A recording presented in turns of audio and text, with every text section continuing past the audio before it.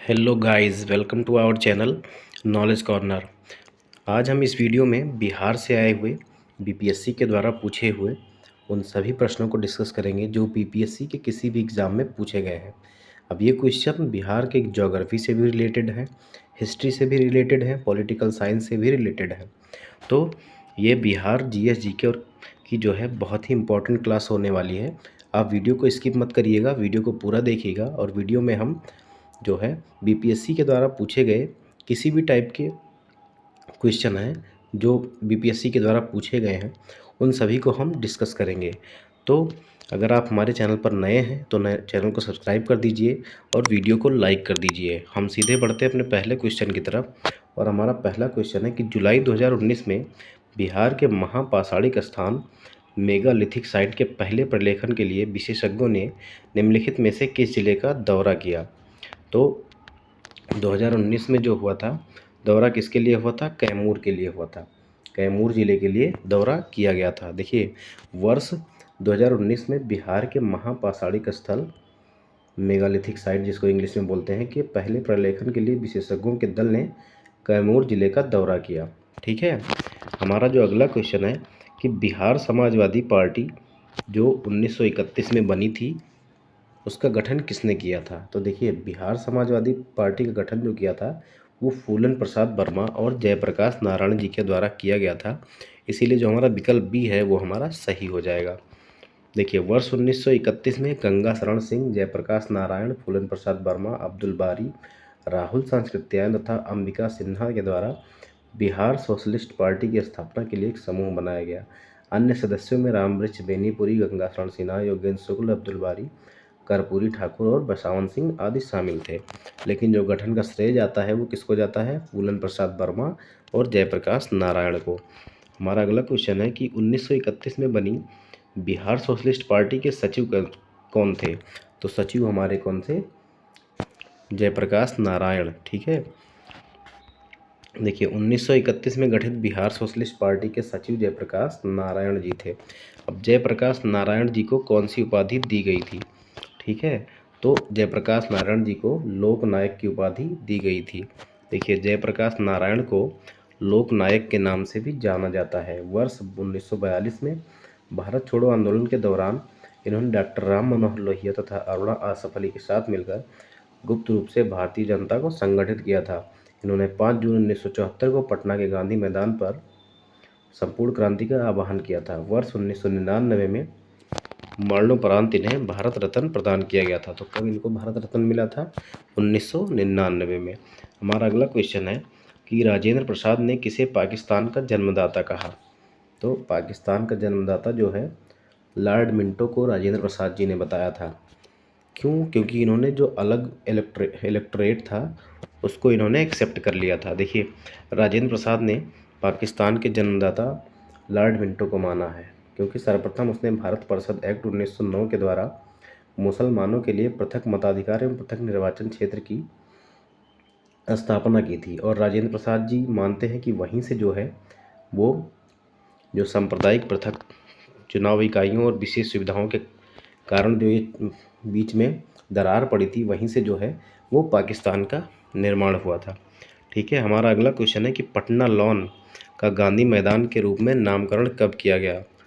तो पटना लॉन का जो नामकरण किया गया था दोस्तों, वो हमारा चंपारण सत्याग्रह शुरू होने के बाद महात्मा गांधी की विशाल जनसभा 1918 में इसी गांधी मैदान में आयोजित हुई। यहाँ स्मारक के तौर पर महात्मा गांधी की सबसे ऊंची 70 मीटर की प्रतिमा वर्ष 2013 में स्थापित हुई।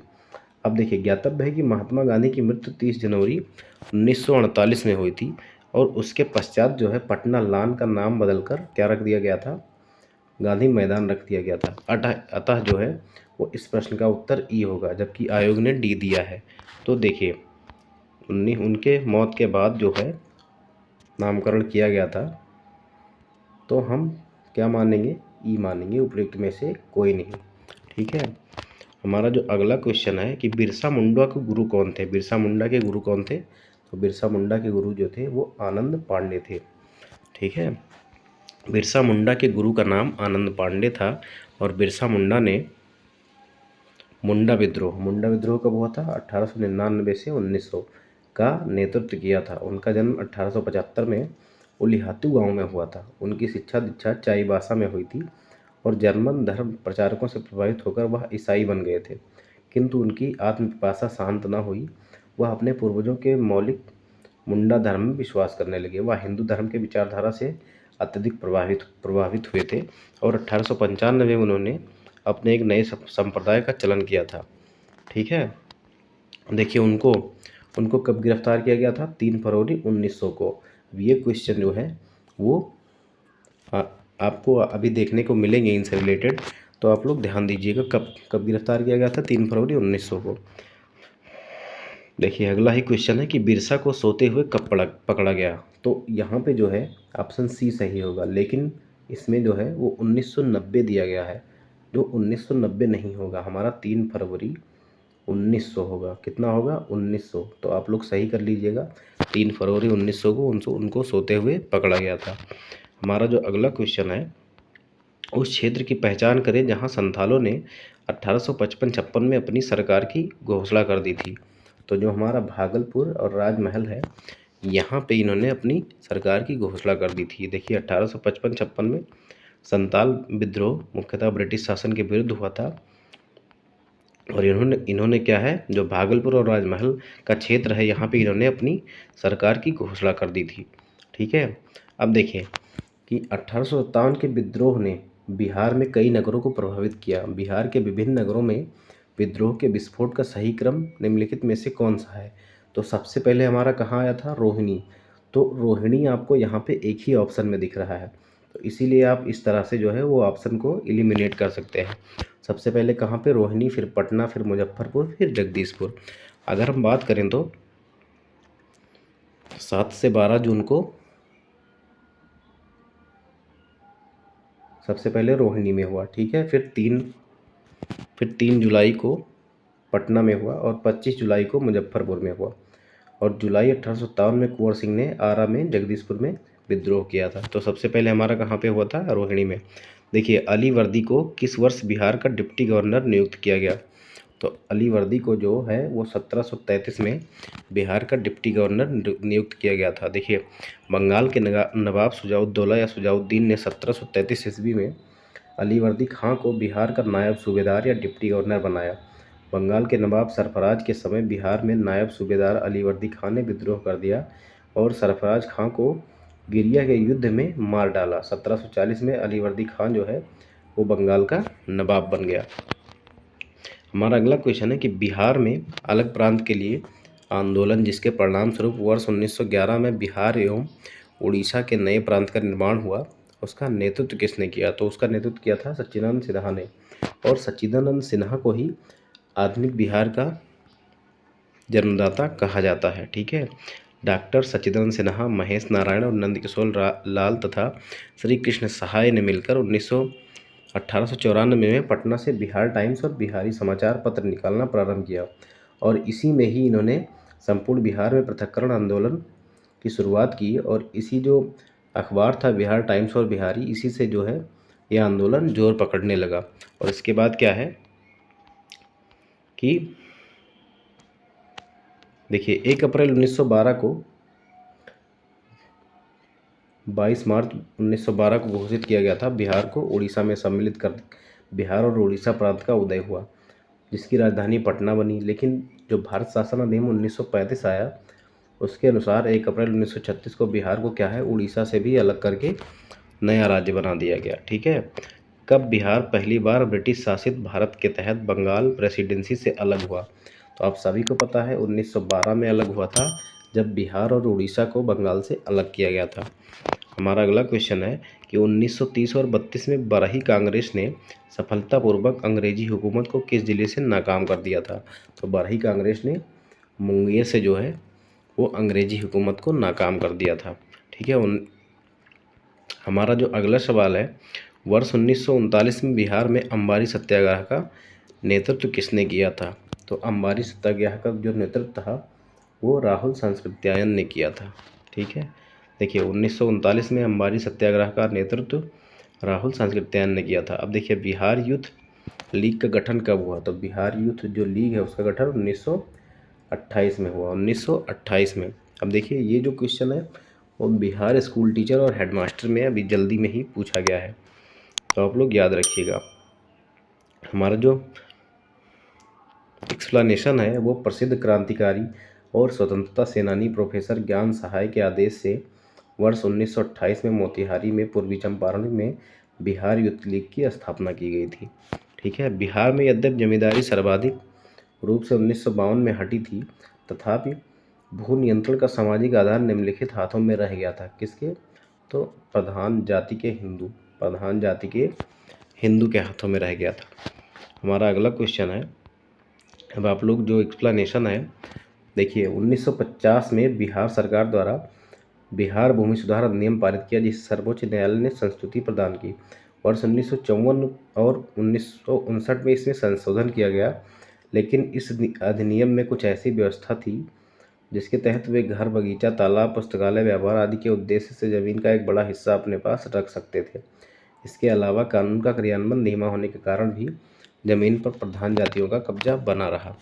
हमारा जो अगला क्वेश्चन है वो है, प्रभावती देवी किस क्षेत्र की स्वतंत्रता संग्राम सेनानी थी? तो जो प्रभावती देवी थी वो हमारी पटना से थी। आप याद रख सकते हैं प्रभावती पटना, पा से प्रभावती देवी और पा से पटना, तो शॉर्ट में आप लोग याद रख सकते हैं। देखिए, स्वतंत्रता आंदोलन में बिहार में महिलाओं ने महत्वपूर्ण योगदान दिया। इन महिलाओं में सरला देवी, प्रभावती देवी, राजवंशी देवी, सुनीति देवी और राधिका देवी प्रमुख थी।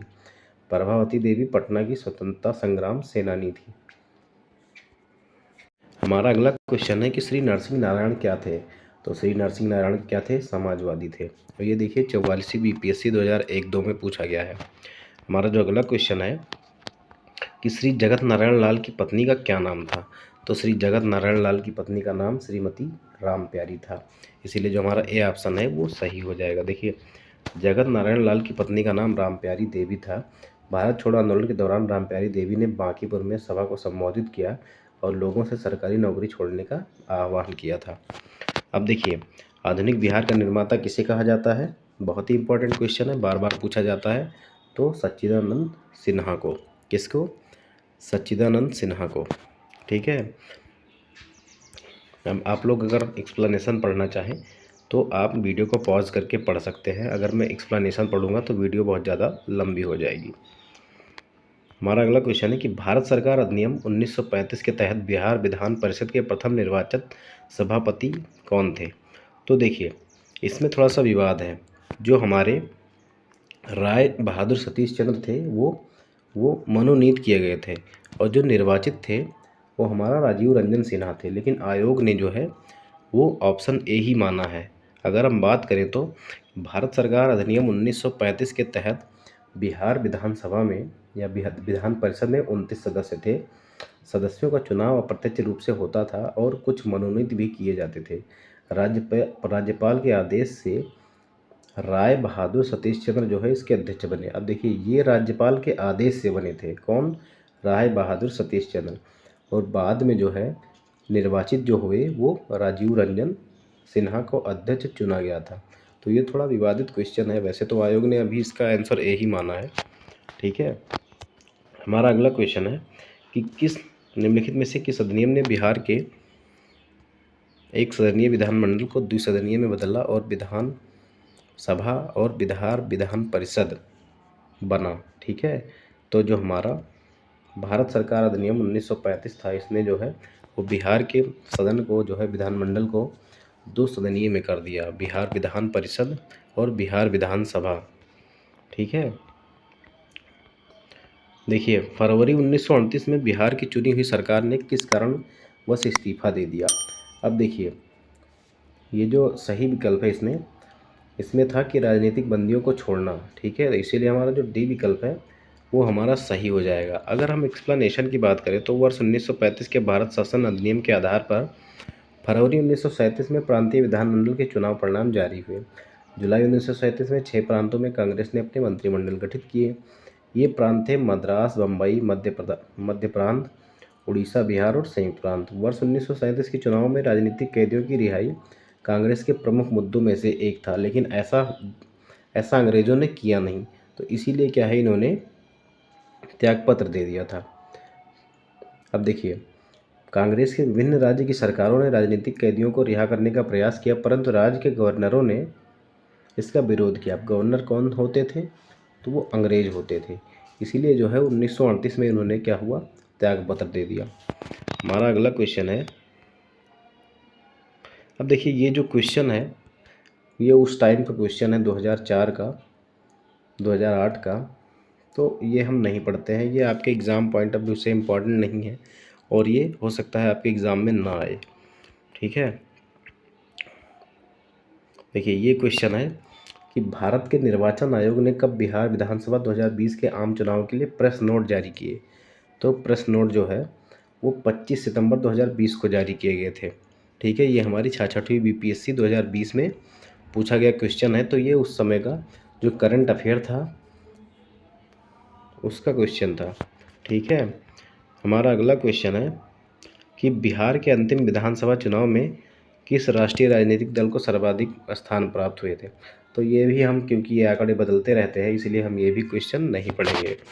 हमारा जो अगला क्वेश्चन है कि बिहार के राजनीतिज्ञ स्वर्गीय रघुवंश प्रसाद सिंह पहली बार किस लोकसभा के लिए निर्वाचित हुए थे। तो वो पहली बार जो है वो 11वीं लोकसभा के लिए निर्वाचित हुए थे। हमारा जो अगला क्वेश्चन है कि वर्ष 1955 की समाप्ति पर बिहार में जिलों की संख्या कितनी थी। तो जो बिहार में ज़िले थे वो 55 ज़िले थे। अब कम कैसे हो गए, तो हम देखते हैं कि कम कैसे हो गए। वर्ष 1995 की समाप्ति पर बिहार में ज़िलों की संख्या 55 थी, लेकिन 15 नवंबर 2000 को 18 ज़िलों के साथ झारखंड राज्य का निर्माण हुआ और इस प्रकार ज़िले कितने बच गए, 37 ज़िले। लेकिन वर्तमान बिहार में ज़िलों की संख्या 38 है। सितंबर 2001 में जहानाबाद से अलग करके कौन सा नया ज़िला बना, वो है अरवल। तो इस प्रकार फिर से जो है वो 38 ज़िले हो गए। देखिए, स्वतंत्रता पश्चात जो है बिहार का प्रथम राज्यपाल कौन था।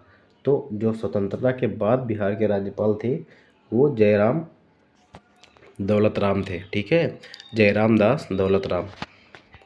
देखिए, स्वतंत्रता पश्चात बिहार के प्रथम राज्यपाल जयराम दास दौलत राम थे, जिनका कार्यकाल कब से कब तक था, 15 अगस्त 1947 से 11 जनवरी 1948 तक। उसके बाद श्री माधव श्री हरि अणे 12 जनवरी 1948 से 14 जून 1952 तक बिहार के द्वितीय राज्यपाल थे। अब देखिए, ये भी क्योंकि अदला बदली होती रहती है इसमें डेटा की, इसीलिए हम ये भी सवाल नहीं पढ़ेंगे। तो ये हमारे आज के सेशन के कुछ सवाल थे। उम्मीद करता हूँ कि आपको वीडियो पसंद आई होगी, तो आप वीडियो को लाइक कर दीजिए और चैनल पर अगर नए हैं तो चैनल को सब्सक्राइब ज़रूर कर लीजिएगा, ताकि जब भी हम वीडियो अपडेट करें तो आपको ऑप्शन नोटिफिकेशन सबसे पहले मिल जाए। ठीक है, जब हम वीडियो अपलोड करें तो आपको सबसे पहले नोटिफिकेशन मिल जाए। इसी प्रकार हम प्रीवियस ईयर के क्वेश्चन जो है वो लाते रहेंगे। अगर आपको थ्योरी पढ़नी है तो आप हमारे वीडियो के प्लेलिस्ट में जा सकते हैं, वहाँ से बिहार की जो है जीके जीएस की थ्योरी आपको कराई जा रही है। तो आप डिस्क्रिप्शन बॉक्स में जाके लिंक पर क्लिक करके आपको पूरी वीडियो की प्लेलिस्ट मिल जाएगी और आप वहाँ से सारे वीडियो जो बीपीएससी से रिलेटेड है आप देख सकते हैं। उम्मीद करता हूँ कि वीडियो पसंद आई होगी। तो मिलते हैं इसी तरह धमाकेदार प्रश्नों के साथ अगले सेशन में। तब तक के लिए धन्यवाद।